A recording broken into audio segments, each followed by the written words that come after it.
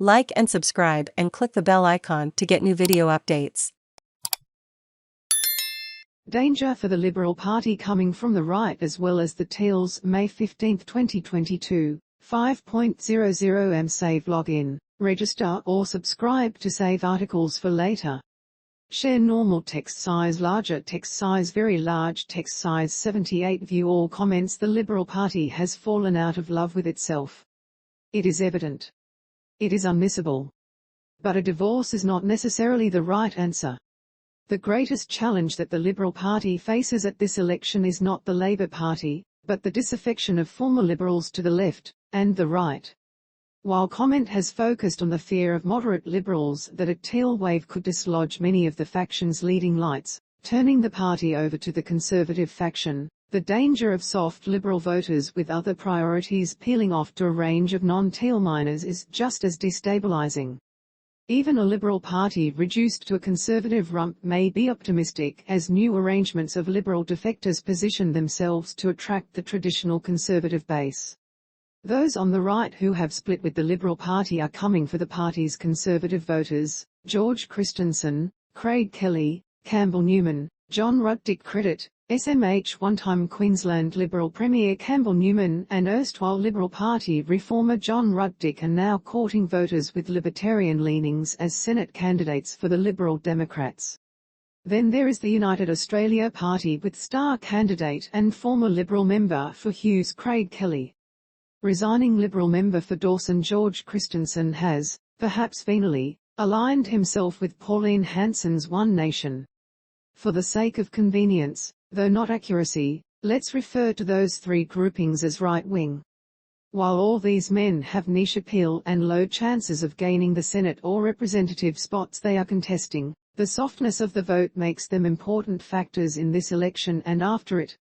For one thing, the return of the Morrison government depends on whether the sizable soft vote favors the major party or creates crazy preference flows with the parties of principle. For another, how the party reconstitutes after polling day will be influenced by their voices. One thing both the supposedly left Liberal and right Liberal defectors have in common is that they believe only they represent real Liberal principles, and they are willing to kill the party to save it from others.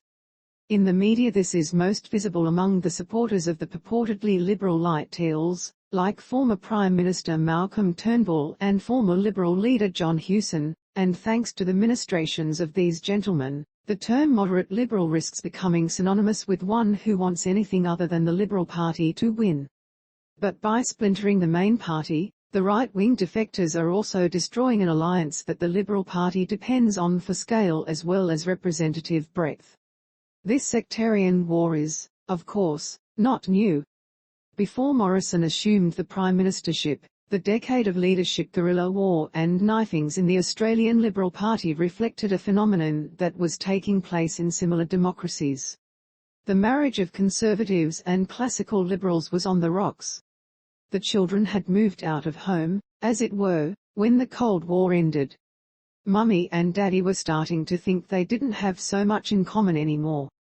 Rattling around in the philosophical house together, without socialism to jointly oppose, they began to realize each other's flaws. As classical liberals celebrated the virtues of globalism, conservatives worried that the liberals' breezy acceptance of disruption and globalism had lost sight of the value of tradition and the virtue of nationhood.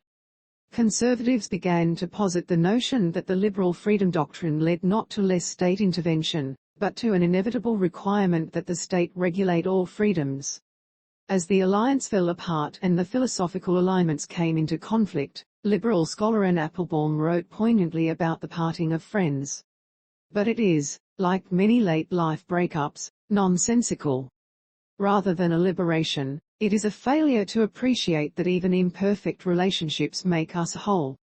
That's something that should resonate with conservatives, who seek a return to a more holistic understanding that society is not built around individual freedom, but around mutual care. If only environmentalist moderates understood this, they might also find a way to connect with conservatives on conservation. Indeed, the shortcomings of each of the groups that have splintered from the liberals shows how much they need one another. The LDP platform is individual liberty, free markets and small government, but the answers it holds to the problems of the day are fragmentary and underdeveloped. Libertarianism is an easy argument, as every